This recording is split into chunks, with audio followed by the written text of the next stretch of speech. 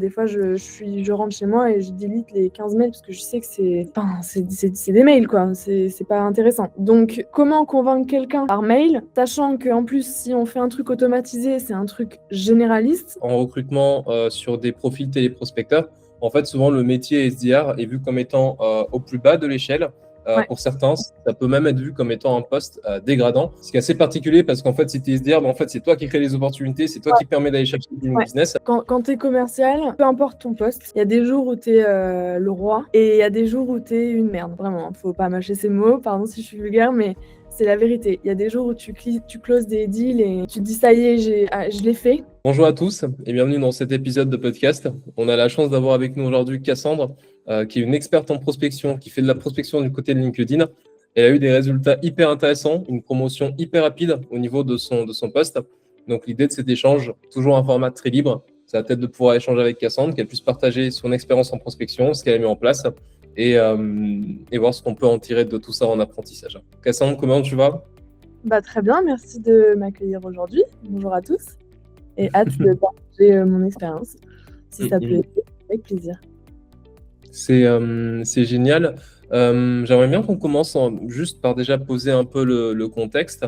J'ai vu en fait sur ton LinkedIn que tu as beaucoup évolué avant dans le monde de l'événementiel. Tu as touché aussi un peu au marketing. C'est quoi le switch entre le passage déjà du monde événementiel en B2B à une boîte tech, LinkedIn? Qu'est-ce qui s'est passé entre-temps? Moi, j'ai commencé en effet dans l'événementiel. Je travaillais dans l'hôtellerie de luxe et j'organisais les événements B2B et B2C, des clients un peu VIP, donc organisation du budget, etc. Je faisais un petit peu de sales sans trop le savoir au final, puisque on a des gens qui veulent faire des événements chez nous, donc on fait des propals, on négocie les prix, etc., les salles, les budgets. Donc en fait, je faisais un peu de sales sans le savoir. Ensuite, j'ai décidé de rejoindre le groupe Chanel. J'organisais les événements et la Fashion Week chez Chanel. Et j'étais vraiment focus sur le ROI au final, des invités de nos clients VIP, VIC à nos défilés. Donc voilà, tout ce qu'on dépense pour ces clientes-là versus ce qu'elles nous rapportent, entre guillemets. Et j'ai vraiment bien aimé ce côté un peu sales au final, sans le savoir, puisque j'étais vraiment dans le département marketing et événementiel et non dans le département commercial. Et en fait, j'adorais les chiffres, j'adorais les ROI, un peu la négociation avec les clients. Donc j'ai voulu me tourner sur plutôt une carrière de commercial. Et après, c'était plutôt un choix ma vie personnelle a fait que j'ai voulu quitter la France avec mon conjoint. Donc on s'est tourné vers l'étranger, plutôt un pays anglophone. Et l'opportunité a fait que j'ai trouvé chez LinkedIn à Dublin, donc on a déménagé à Dublin. Et j'ai rejoint LinkedIn du coup en tant que, on appelle ça SDR. Donc c'est vraiment le premier poste de commercial qu'on peut rejoindre un peu dans la tech, c'est-à-dire vraiment de la prospection classique de base, quoi. Ça t'a pas effrayé ? Non, après je pense que ça fait un peu partie de mon caractère. J'aime bien les challenges et j'aime bien me lancer un peu dans l'inconnu des fois. Des fois je regrette, des fois non. Là j'ai pas regretté, donc écoute, non, forcément ça fait un peu peur, mais comme tout début de tout travail, enfin je veux dire, si je m'étais lancée dans le marketing ou l'événementiel sans jamais avoir mis un pied là-dedans, ça fait peur aussi, mais pas plus que ça. Voilà. C'est hyper intéressant parce que forcément dans la préparation de cet échange, j'ai regardé donc ton profil LinkedIn, tes expériences, tes références, etc. J'ai déjà entendu cette phrase en recrutement sur des profils téléprospecteurs. En fait, souvent le métier SDR est vu comme étant au plus bas de l'échelle. Pour certains, ça peut même être vu comme étant un poste dégradant. Ce qui est assez particulier parce qu'en fait, si tu es SDR, en fait, c'est toi qui crée les opportunités, c'est toi qui permet d'aller chercher du business. Toi, tu n'avais pas ce frein au moment de te dire, en fait, je rentre dans la tech, je vais commencer en tant que SDR. Non, parce que c'est un petit peu l'entrée dans la tech. Moi, j'avais pas non plus 10 ans d'expérience dans les pattes, pour être honnête. Donc, non, ça m'a pas effrayée. Puis s'il faut passer par là pour derrière avoir quelque chose de mieux, let's go, quoi. Et dans tous les cas, le poste de SDR, certes, il est vu comme, et c'est en effet le poste d'entrée, un peu dans la tech et dans tout métier de commercial, mais je veux dire, tu peux pas closer des deals ou négocier si t'es pas passé par la case 0. Et la case 0, SDR, de prospecter de zéro, de se prendre des murs, de faire du cold call et tout ça. C'est comme ça que tu apprends. Et je pense que c'est en faisant ça que tu es meilleur derrière. Enfin, je veux dire, commencer directement en account directeur ou account exécutif, ça peut être très chouette. Et il y en a plein qui doivent le faire et ils doivent être excellents, il n'y a aucun problème. Moi, j'ai bien aimé passer par la case SDR, étant donné que j'avais pas trop de background commercial non plus, quoi. Donc ça m'a quand même bien formé. Ça t'a apporté quoi, en fait, de faire un métier de SDR en matière de soft skills? Parce que tu as été beaucoup, enfin, quand tu es dans l'événementiel, tu es beaucoup au contact avec les gens, tu as un contact très facile. Ouais, Mais est-ce que ça t'a apporté des éléments en plus d'un point de vue donc soft skills? ouais la résilience, hein. C'est quelque chose dont on parle sur le papier, on se dit oui, bon, je suis résiliente, mais non, enfin, je pense que c'est vraiment en se prenant des portes tous les jours et que tu apprends vraiment le mot résilience, c'est que tu apprends vraiment à être résiliente, hein. Parce Comment tu que, définis, ouais, j'allais dire, comment tu définis la résilience? bah, quand tu es commercial, peu importe ton poste, il y a des jours où tu es le roi et il y a des jours où tu es une merde. Vraiment, faut pas mâcher ces mots, pardon si je suis vulgaire, mais c'est la vérité. Il y a des jours où tu closes des deals et tu te dis ça y est, je l'ai fait. Et le lendemain, ce même mec peut te dire ah bah non, en fait, je signe pas, quoi.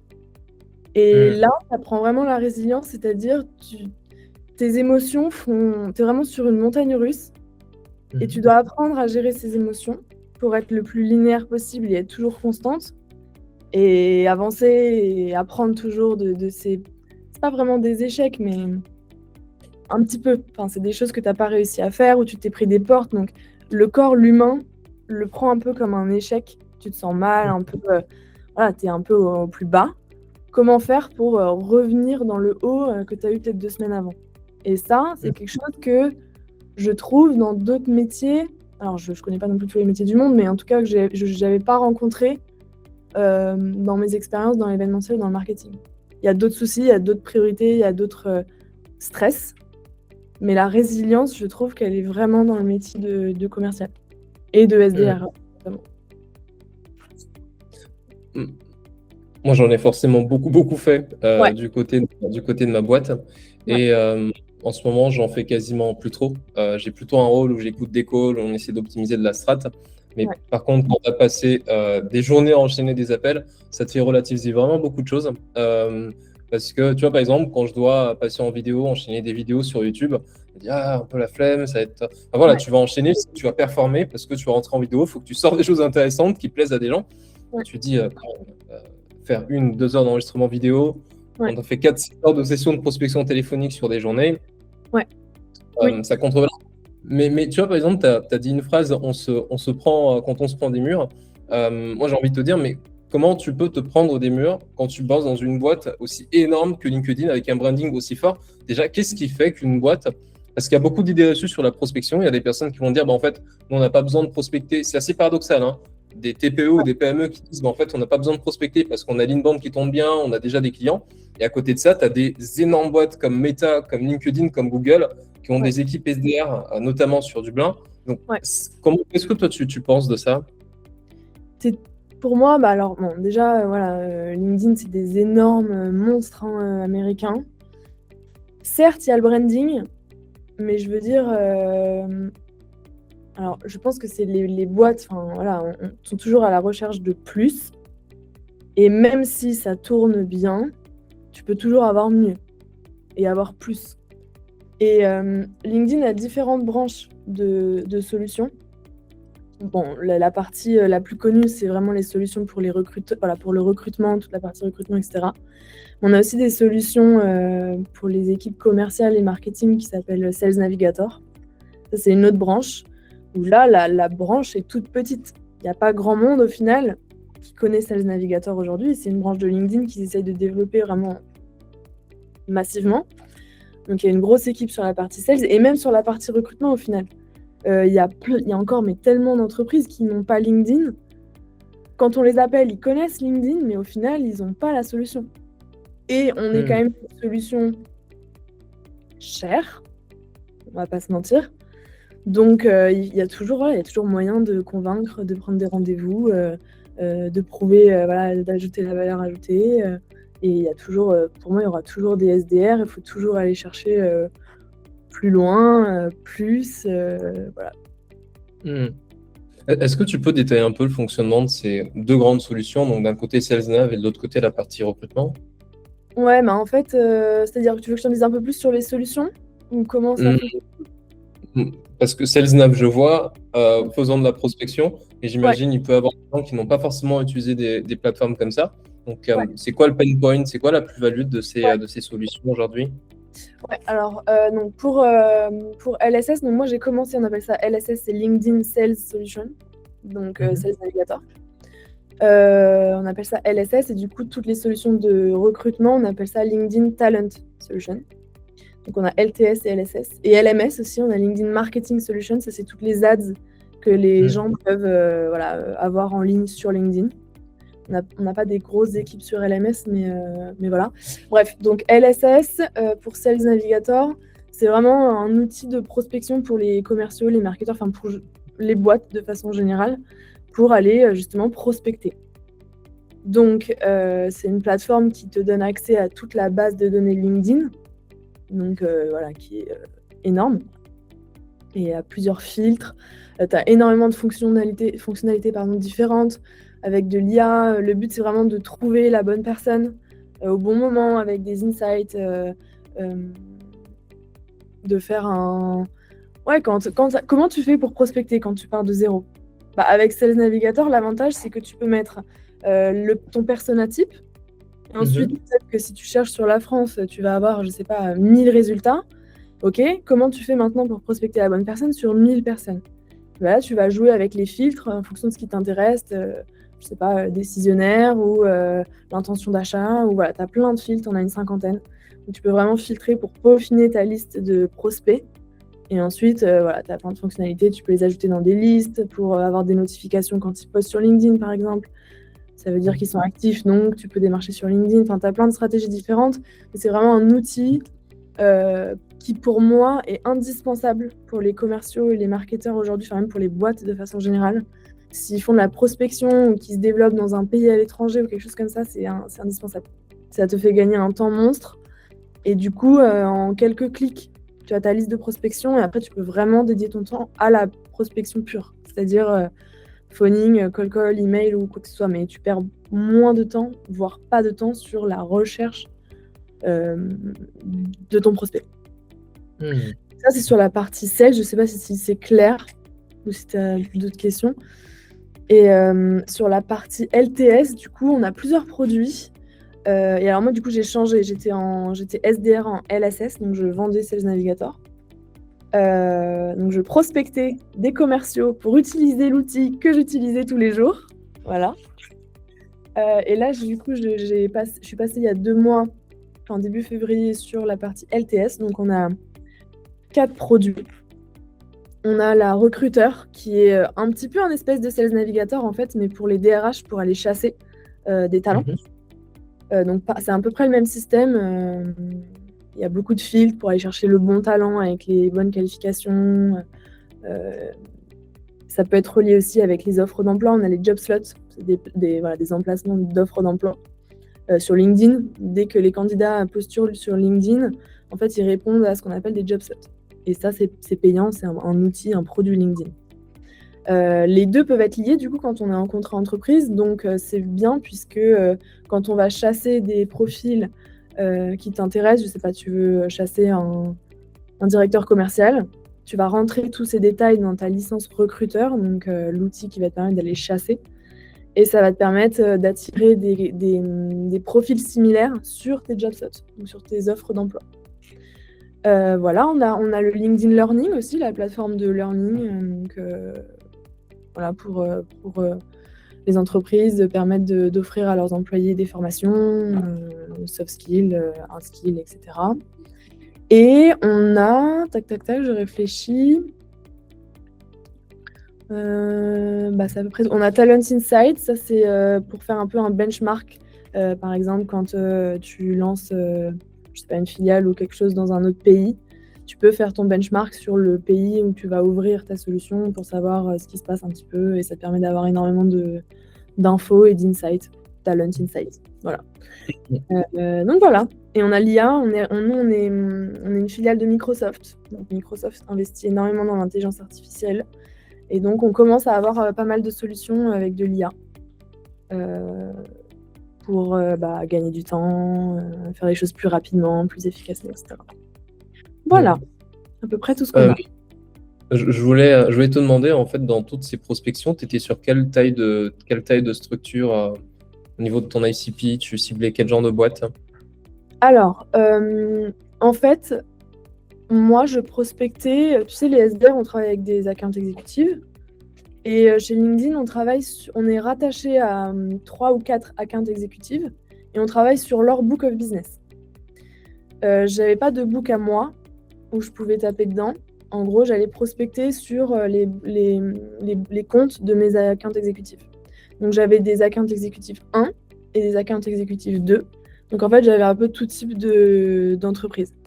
Je pouvais très bien avoir des startups comme des PME, comme Air France.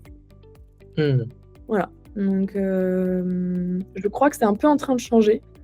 Ils essayent de faire justement une personne qui s'occupe des accounts exécutifs 1, donc qui se focus sur small SMB, small medium business, et des SDR qui sont plus rattachés des accounts exécutifs 2, où là c'est plus enterprise.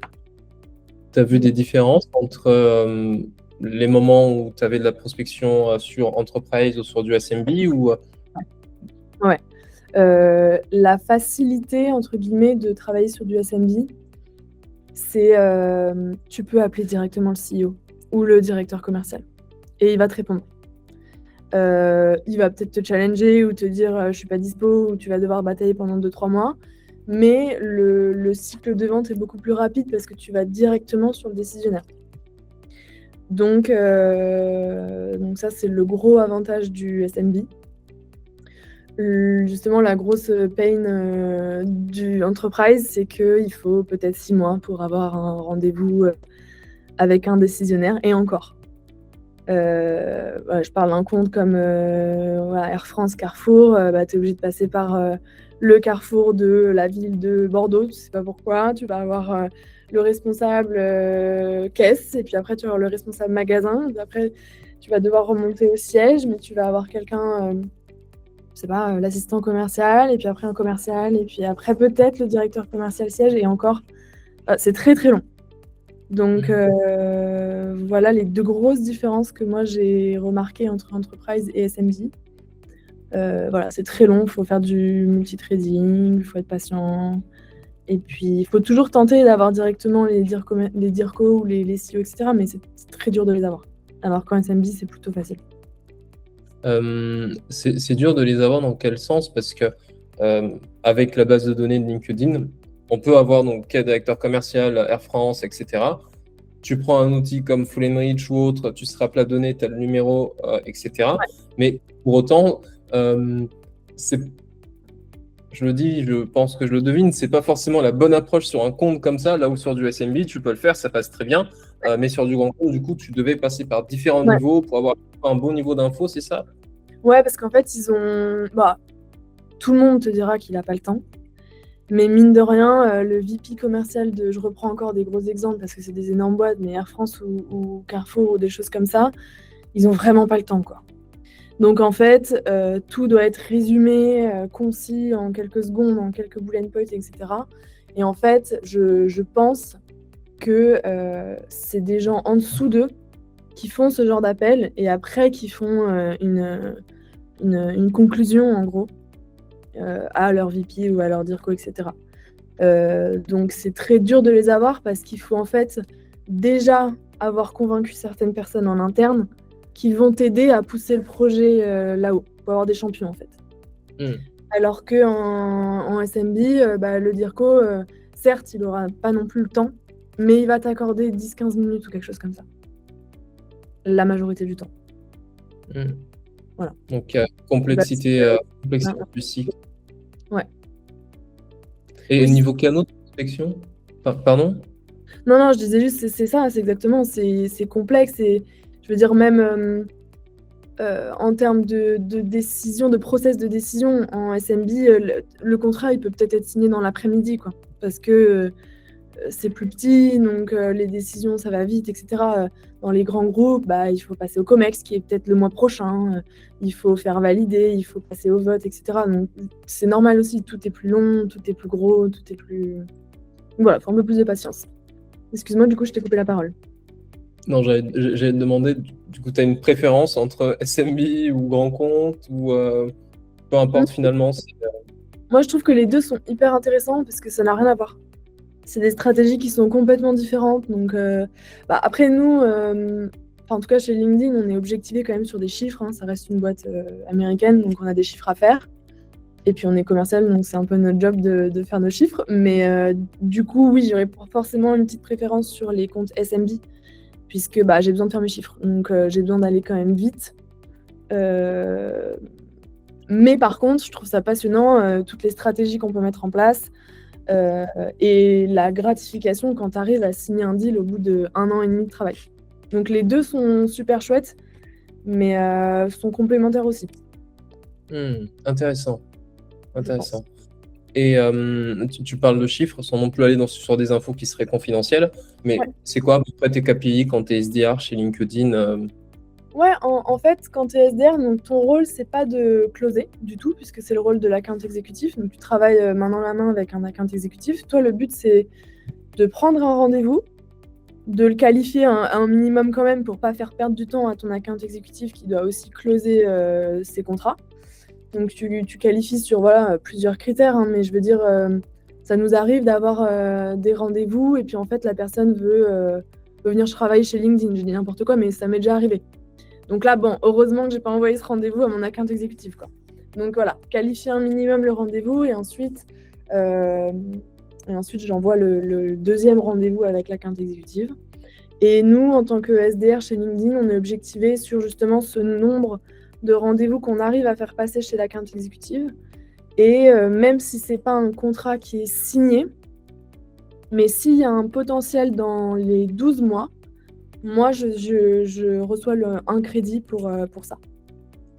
Voilà. Comment tu juges le potentiel d'un nouveau compte? Quand j'ai un appel avec lui ou vraiment de base quand je regarde le compte et que...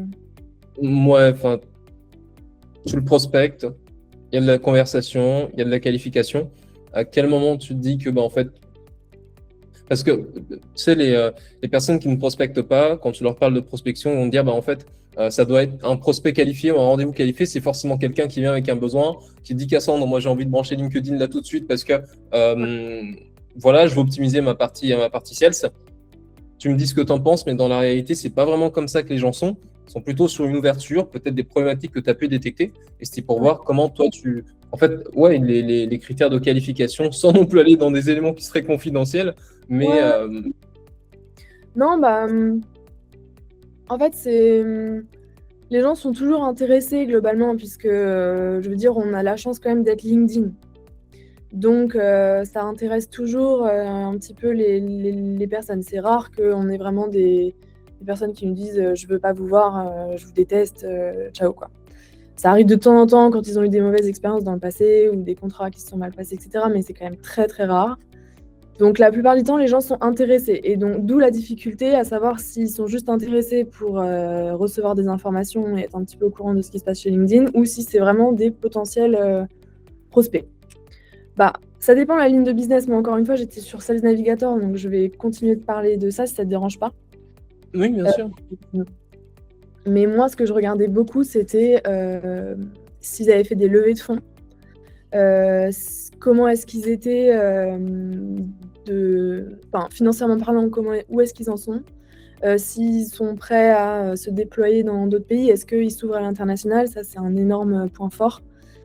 Pour en tout cas Sales Navigator, s'ils veulent se déployer à l'international. Si leur équipe commerciale ou marketing ou partenariat se développe. S'ils ont fait des recrutements justement dans les équipes commerciales ou marketing, c'est des très bons comptes puisque ça veut dire que voilà, ils grossissent ou ils sont en croissance. C'est plein de petits trucs comme ça qui peuvent être intéressants. Nous, bon, je pense pas que ce soit une information confidentielle, mais Sales Navigator se plug avec les 3 plus gros CRM, donc Dynamics, Salesforce et HubSpot. Donc voilà, quand ils ont un de ces 3 CRM, c'est aussi potentiellement un gros point fort, parce qu'on peut nourrir du coup tout notre CRM avec les infos de LinkedIn. Donc ça aussi, c'est un très bon point pour les équipes commerciales. Voilà, je réfléchis si j'en ai d'autres, il y en a forcément plein d'autres. Mais voilà, si il y a des filiales, enfin voilà, s'ils se développent, s'il y a une croissance, s'il y a des choses comme ça, c'est potentiellement des bons prospects. Et comment tu vas aller chercher c'est sur quel canal que tu faisais ta prospection? Sales Navigator principalement. Véridiquement. Sales Navigator, et moi j'aime beaucoup le téléphone quand même. Ah ouais? Ouais, ça reste le moyen le plus facile, et puis faut un petit peu, je pense, enlever l'idée que c'est terrible, que c'est angoissant. Je veux dire, oui, c'est pas agréable de se prendre un non, ou un vous me faites chier, ou un je vais vous bloquer, ou un truc comme ça, c'est pas agréable. Mais il faut relativiser, c'est pas grave. Je veux dire, ça va rien changer à moi, c'est ce que je me disais au début de chaque session de call. Qu'est-ce que ça va changer à ma vie? Rien. Ce soir, je vais toujours aller voir mes amis au resto, enfin, ça ne va rien changer à ma vie. Juste, voilà, j'essaye, et puis faut essayer des techniques, rigoler un peu, dire une blague, c'est OK. Et puis, il faut quand même se rappeler qu'on est là pour proposer une valeur ajoutée, leur proposer quelque chose qui est potentiellement hyper important pour eux. Voilà, je veux dire, enfin, même moi, on vend quand même LinkedIn.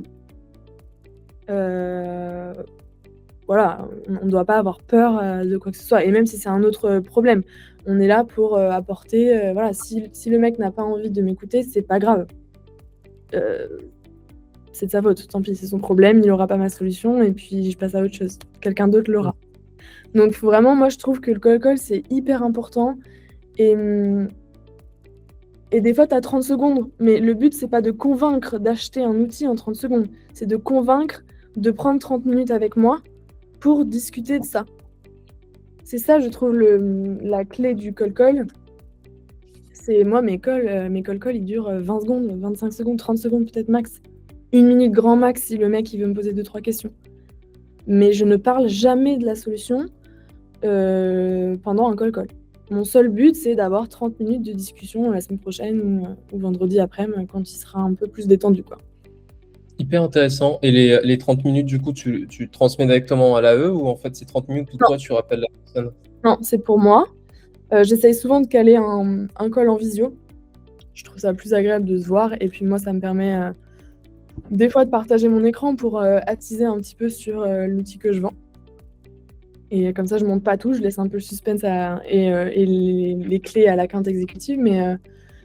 Mais pendant ces 30 minutes-là, du coup, j'essaye de parler de lui, de creuser une call, hein, je fais ma méthode. Donc je creuse pour avoir les pain points, et même pour savoir si ça peut être vraiment quelque chose qui peut l'aider. Parce que ça sert à rien de faire une qualification call si le mec derrière n'a aucun but à utiliser l'outil que je vends. Certes, il faut que je fasse mes chiffres, mais il ne faut pas non plus que je vende n'importe quoi à n'importe qui. Donc c'est ce temps-là, il est hyper précieux pour moi, mais pour lui aussi, enfin pour tout, quoi. Donc voilà. Je trouve que c'est assez différenciant dans la manière dont tu abordes ce sujet, parce que dans la plupart du temps, le SDR va booker le rendez-vous 1 minute, 2 minutes, 3 minutes, 4 minutes au téléphone avec le prospect, il book directement le rendez-vous en fait pour l'AE. Et donc toi, tu fais 30 secondes, OK. Bonjour monsieur Intel. Alors, Cassandre de chez LinkedIn. En fait, c'était pas pour échanger maintenant. Mon objectif, c'était qu'on se prenne un point la semaine prochaine pour qu'on puisse vous présenter donc le fonctionnement de SalesNav, parce qu'on pense qu'il y a telle fonctionnalité qui peut vous aider. Du coup, est-ce que là, vous avez de la dispo pour qu'on se cale un point ou pas forcément? Donc, c'est à peu près comme ça que tu l'amènes. Ouais, même pas. Je parlais même pas du produit. Genre vraiment, Okay. j'essaie d'amener le point en tant que consultante. Vraiment, je vais vous aider à bien utiliser LinkedIn.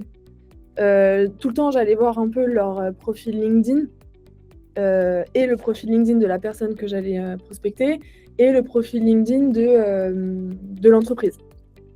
S'ils étaient déjà, il y a plein d'entreprises qui ont des profils LinkedIn très quali, hein, déjà avec, ils ont tous la même photo, ils ont tous la même bannière, et cetera. Et ça, c'est un super bon point aussi. Ça veut dire qu'ils aiment LinkedIn et qu'ils sont sur LinkedIn. Donc, j'hésitais pas à leur dire, voilà, je vois que vous avez un super profil LinkedIn et que vous utilisez bien LinkedIn. Est-ce que ça vous dit, voilà, on échange 30 minutes. Moi, ça me permettra de vous aider à mieux utiliser LinkedIn. Point barre. Et là, personne va te dire non. Il y a quelqu'un de chez LinkedIn qui te propose 30 minutes gratuitement pour t'aider à mieux utiliser LinkedIn. Ouais. Et donc, après, pendant ces 30 minutes-là, au début, je pose des questions sur leur utilisation de LinkedIn, etc. Et puis forcément, voilà, est-ce que vous connaissez Sales Navigator? Oui, non. Et là, je commence un petit peu à creuser sur cet aspect-là. Mais j'essaye pas de... Enfin, je pense que certaines personnes vont se dire « Ah, mais elle piège les gens ». Parce que ça peut se voir un peu comme ça. Mais non, je les aide vraiment à utiliser bien LinkedIn. Et si c'est quelque chose qui peut leur permettre d'augmenter leur chiffre d'affaires, d'augmenter leur prospection, d'augmenter voilà, leur deal, d'accélérer le cycle de vente, etc., c'est vraiment, voilà, je vous conseille d'utiliser ça sur LinkedIn. Donc c'est vraiment comme ça que je le voyais. Et écoute, ça marchait plutôt bien. Moi, je trouve ça hyper intéressant parce que du coup, je me vois sur la partie prospect. Avant, moi, j'ai bossé en tant que consultant en marketing, notamment sur Facebook Ads ou encore sur du Google Ads, un petit peu de Google Ads. Et en fait, tu avais comme ça des calls parfois, donc des personnes qui t'appelaient comme étant des consultants de chez Meta. Ils avaient accès donc à tes comptes et qui te proposaient en fait des points pour pouvoir aller plus loin. Et l'approche, elle est hyper quali et elle est hyper adaptée à ces comptes-là parce que tu as un branding. Il faut savoir l'utiliser intelligemment. Et c'est le cas, en fait. Ouais, complètement. Ouais, je pense que Google, Facebook doivent faire à peu près pareil. Mais je voulais te poser une question en niveau canaux parce que du coup, tu as dit que tu as une préférence pour le call. Ce qui m'a un peu surpris parce que je pense que tu seras d'accord avec moi, le call, c'est ce qui permet de booker le plus de meetings, d'avoir des conversations les plus qualitatives, les plus intéressantes, les plus rapides possible. Mais il y a de plus en plus de personnes qui préfèrent plutôt faire de l'emailing, faire des automatisations sur LinkedIn, mettre un Lemlist, un Wallaxy, enfin plein d'outils comme ça pour pouvoir en fait envoyer des automatisations. Pourquoi toi, tu n'as pas préféré en fait avoir ça en front et plutôt avoir le call en front et peut-être des automatisations en back? C'est quoi ton point de vue sur ça? parce que moi, j'essaie de me mettre à la place d'une personne qui se fait prospecter. Et les mails, j'en reçois 60 par jour. Mais je veux dire pas que prospection LinkedIn, Google ou autre. Les mails de moins 15% de Sephora, de toutes les marques cosmétiques, les marques de fringues, Netflix, enfin tout le monde s'y met, quoi. On reçoit 50 mails par jour. Et donc, moi, je ne lis pas tous mes mails. Enfin, je ne les regarde même pas. Des fois, je rentre chez moi et je délite les 15 mails parce que je sais que c'est... Enfin, c'est des mails, quoi. C'est pas intéressant. Donc, comment convaincre quelqu'un par mail, sachant qu'en plus, si on fait un truc automatisé, c'est un truc généraliste. Donc, c'est juste, moi, je vois pas la... Je trouve que c'est très long de faire des mails parce qu'on doit faire des cadences. Donc, il faut mettre les gens en cadence. Enfin, j'en ai fait aussi, hein. Il faut mettre les gens en cadence, il faut écrire ton mail, une fois que tu cliques sur le bouton, certes, ça part tout seul, mais il faut quand même préparer tout ça. Et ça prend quand même du temps. Et pour moi, c'est une perte de temps dans le sens où le retour sur investissement de ma cadence mailing est nul, quoi. Enfin, je peux envoyer 700 mails, je vais peut-être avoir 2 rendez-vous, versus je fais 10 calls, j'ai peut-être 5 rendez-vous. Donc, juste, je perds du temps et surtout... Pour moi, la personnalisation, et ça, tu vois, je pense que je l'ai appris plutôt en événementiel et dans le luxe avant, chez Chanel et dans l'hôtellerie de luxe, la personnalisation, c'est la clé. Là, on est quand même dans une période où voilà, tout est automatisé, c'est l'IA, c'est machin, etc. Et les gens, on manque un peu de contact humain ou de personnalisation ou de choses comme ça. Et la personnalisation, c'est la clé. Je vais convaincre quelqu'un parce que je vais parler de lui. Je veux dire, l'humain, on est tous un peu égoïstes au fond. On aime bien parler de nous, on aime bien que les gens s'intéressent à nous, etc. Donc, au lieu d'envoyer un mail hyper généraliste en disant « Moi, je suis LinkedIn, moi, mon produit est génial, il faut me parler, il faut m'acheter, nanana », les gens s'en foutent. Par contre, si je t'appelle en disant que tu as un beau profil LinkedIn, que je trouve ça super ce qu'ils font, que voilà, nanana, nanana, bah là, la personne a plus envie de me parler que s'il reçoit un mail généraliste en disant LinkedIn, on est trop bien, achetez-nous. C'est Hmm. ça où moi, je vois pas la valeur ajoutée de quelque chose qui est automatisé et qui est en plus, du coup, généraliste, versus une approche personnalisée qui marche forcément mieux. Et en Hmm. plus, les mails, voilà, comme je disais tout à l'heure, je pense qu'il y en a tellement qui passent à la trappe. Enfin, on perd trop d'opportunités par mail, je pense. Je sais pas ce que tu en penses et comment toi tu fonctionnais, mais Moi, je trouve ça vraiment, vraiment intéressant. Pour le coup, donc moi, je viens du monde du marketing. Quand j'arrive dans le secteur de la prospection, j'ai ouais, pas forcément de théorie. Ce qui m'a amené à rentrer dans le domaine de la prospection, c'est que j'avais un client qui m'avait demandé de faire un peu de phoning sur une base qu'il avait. Et ouais, juste, ça m'a ouvert les yeux de me dire, mais pourquoi je m'embête à mettre en place autant de choses compliquées sur le digital? Donc, je peux ouais, prendre le téléphone et tout de suite parler avec le bon décideur dans la bonne boîte. ouais, Et, euh, et clairement, ça a été game changer. complètement. Et après, euh, j'ai parfois des clients qui nous demandent, parce que nous, notre métier, du coup, c'est de faire le call pour les clients pour booker leur rendez-vous pour leur sales ou pour le fondateur de la structure. Ouais, Et on a parfois des clients qui nous demandent, bah, en fait, pourquoi vous ne faites pas du LinkedIn en séquence ou bien un peu d'emailing, ou bien du multicanal. ouais, C'est parce qu'en fait, comme tu le dis, moi, je ne vois pas la plus-value. En fait, moi, je peux le faire, hein, je peux mettre ça sur mon devis, ça m'ajoute à 1000, 2000 euros de facturation supplémentaire, mais ouais, par rapport à ce que ça coûte et la valeur qui est générée derrière, ouais. je trouve qu'avec le call, c'est beaucoup plus efficient. Après, je ne condamne pas non plus complètement l'email, même si j'y crois pas beaucoup, mais il y a des agences qui Bien existent et sûr. qui font que du pour leurs clients. Aux US, ça parle encore d'emailing, donc je pense que ça fonctionne. Mais Ouais, la plus-value, quand tu as fait le call et quand tu fais l'email, tu te dis, mais non, je ne vais pas perdre mon temps, j'ai ouais. des objectifs à atteindre et allons vers l'essentiel, quoi. Ouais. Après, oui, voilà, comme tu dis, enfin, pas non plus arrêter l'emailing. Je veux dire, moi, j'en ai toujours fait un petit peu de côté quand même. Parce que quand tu as un ou deux rendez-vous qui tombent alors que tu n'as rien fait, entre guillemets, tu as quand même travaillé pour les mettre en cadence, mais ça fait toujours plaisir, c'est toujours agréable. Et puis, il y en a qui doivent très, très certainement lire leur mail, la preuve, ça marche. Mais voilà, en termes de ratio temps, énergie dépensée versus rendez-vous, pour moi, il n'y a pas photo, quoi. Je voulais te poser une question, on arrive vers la fin. J'ai vu que tu as atteint et largement dépassé tes objectifs sur les différents trimestres. Tu as été SDR. Ouais. Euh, et je voulais te demander, en fait, qu'est-ce qui a marché pour toi? Qu'est-ce qui a fait, en fait, que tu as pu non seulement atteindre les objectifs qui étaient fixés en matière de quota, mais également les dépasser? Qu'est-ce Ouais. qui a pu fonctionner, Cassandre? Euh,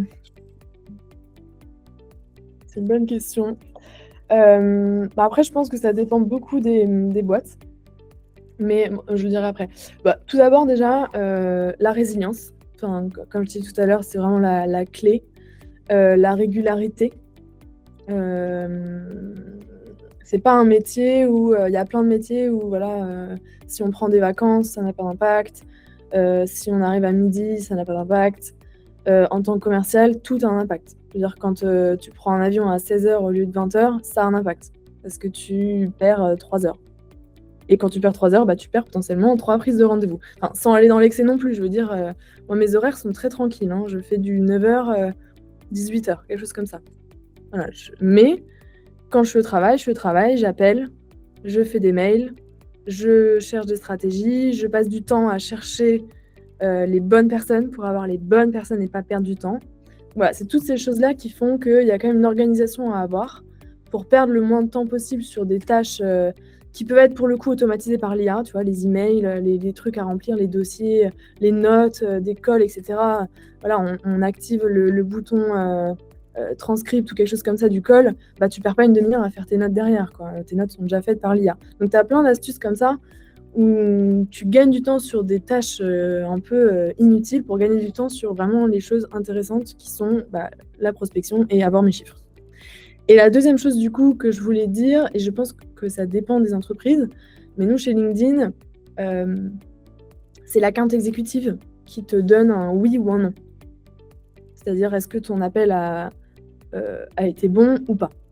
Donc la relation SDR account exécutive est hyper importante. Donc s'entendre bien avec ses AE, c'est vraiment la base de tout, finalement. puisque si tu t'entends bien avec ton AE, bah, tu peux travailler ensemble, tu peux te diviser les tâches, comme ça tu vas aussi plus vite entre ton AE et toi. Tu peux faire l'école directement à deux, donc tu gagnes aussi du temps, et pour moi et pour lui ou elle. Quand ils n'ont pas le temps de faire quelque chose, bah, ils peuvent te dire bon, ça fait 6 mois que j'essaie de les avoir, tu peux les relancer. Et du coup, bah, si je les relance, bah, au final, c'est pour moi, alors qu'au final, je les ai même pas peut-être prospectés de base. Mais grâce à cette collaboration, bah, des fois, tu as des opportunités comme ça où c'est bien de les prendre aussi. Donc voilà, c'est un tout de quand tu es sales, tu dois être bon avec tes clients, mais tu dois aussi être bon avec tes collaborateurs. Et les deux combinés, je pense que ça marche bien, hein. Et puis, et voilà, je pense que j'ai dit à peu près tout dit. Voilà. Et croire en ce que tu vends. Aussi. Pourquoi c'est important? Parce que tu dois montrer la valeur ajoutée. Donc, si toi-même, tu ne la vois pas, comment tu la transmets? Voilà. Donc, même si ça change rien à ta vie ou quoi que ce soit, mais il faut quand même croire en ton produit, je pense, avant de le vendre. On en parlait sur l'épisode d'avant avec Marion. Marion, elle a bossé pendant 20 ans sur des métiers sales. Elle a été SDR toute sa vie. Aujourd'hui, elle est indépendante, elle fait du call. Voilà. Et typiquement, ce qu'elle me disait et qui est très fort en fait dans ses calls, c'est l'énergie qu'elle met en fait au moment où elle lance ses appels. Ouais, complètement. En fait, elle l'a dit littéralement, tu dois être le rayon de soleil de la personne que tu appelles. Et en fait, si tu appelles et que tu es blasé, en fait, oui, bah, bonjour, ok, tu réponds pas, bah, très bien, je passe au lead suivant. Ça se communique. Ouais. Ouais, complètement. Même si au téléphone, on ne te voit pas, ça s'entend, ton humeur ou ton sourire. Donc avant chaque call, tu te forces à sourire et ça s'entend. Et c'est communicatif. C'est fou, mais c'est communicatif et même toi, ça te met dans une vibe. La personne en face, ça la met dans une certaine vibe. Ou pas, mais même si la personne est grincheuse, enfin voilà, mais ça aide toujours. Enfin, tu peux pas te permettre d'être blasé. Tu dois faire ton job en fait, et c'est hyper important. Et il faut pas hésiter à jouer de ce call. Enfin, je veux dire, faire des blagues, attirer l'attention de ce prospect d'une façon ou d'une autre. Je sais plus qui m'avait parlé de ça, mais voilà, quel est votre dessert préféré? Première accroche.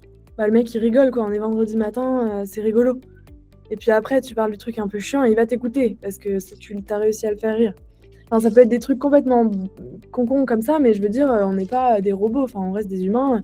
Et si on peut créer un petit lien ou rigoler 2 minutes avant de parler d'un truc un peu plus chiant ou de boulot ou quelque chose comme ça, bah c'est ok. Et même nous, chez LinkedIn, on faisait souvent des sessions de call calling à plusieurs.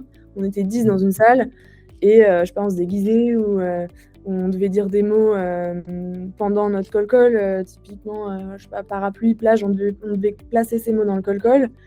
Bah, ça marche super bien, quoi. On passait un bon moment et les clients rigolaient, les prospects rigolaient.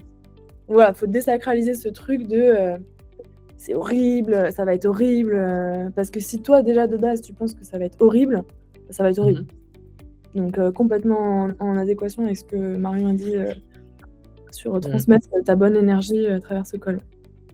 Je trouve que c'est aussi ce qui est un peu dramatique quand tu fais du call et que tu n'aimes pas faire du call, où je pense en fait à la personne qui arrive dans la boîte, l'alternant, le stagiaire qui se retrouve à devoir faire des appels et qui aime vraiment pas du tout ça et qui fait de manière fou.